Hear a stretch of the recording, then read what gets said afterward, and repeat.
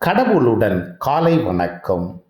புனித லூக்கா எழுதிய நற்செய்தி 2 அதிகாரம் 22 முதல் 35 வரை உள்ள இறைவார்த்தைகள்.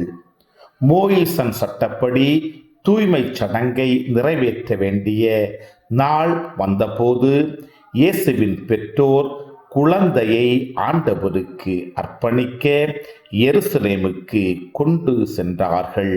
ஏனெனில் ஆண் தலைப்பேறு அனைத்தும் ஆண்டவருக்கு அர்ப்பணிக்கப்படும் என்று அவருடைய திருச்சட்டத்தில் எழுதியுள்ளது.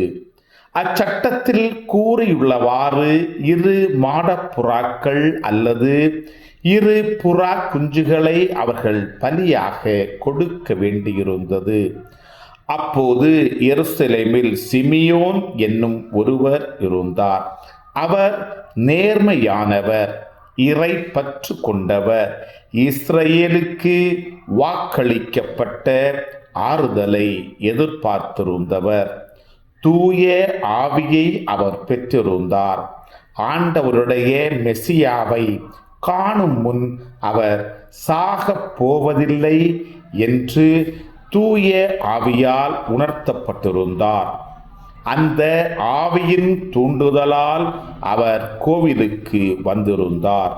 திருச்சட்ட வழக்கத்திற்கு ஏற்ப செய்ய வேண்டியதை குழந்தை இயேசுவுக்கு செய்து முடிக்க பெற்றோர் அதனை உள்ளே கொண்டு வந்தபோது சிமியோன் குழந்தையை கையில் ஏந்தி கடவுளை போற்றி, ஆண்டவரே, உமது சொற்படி அடியான் என்னை இப்போது அமைதியுடன் போகச் செய்கிறீர்.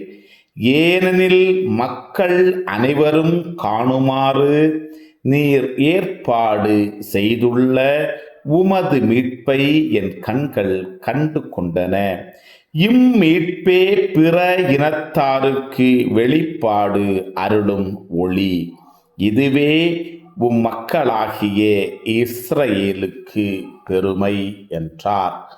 குழந்தையை குறித்து கூறியவை பற்றி அதன் தாயும் தந்தையும் வியப்புற்றனர். சிமியோன் அவர்களுக்கு ஆசி கூறி அதன் தாயாகிய மரியாவை நோக்கி, இதோ இக்குழந்தை இஸ்ரேல் மக்களுள் பலரின் வீழ்ச்சிக்கும் எழுச்சிக்கும் காரணமாக இருக்கும், எதிர்க்கப்படும் அடையாளமாகவும் இருக்கும். இவ்வாறு பலருடைய மறைவான எண்ணங்கள் வெளிப்படும். உமது உள்ளத்தையும் ஒரு வாழ் ஊடுருவி பாயும் என்றார். கிறிஸ்துவின் நற்செய்தி. இந்த நாள் இனிய நாளாக அமைய வாழ்த்துக்கள்.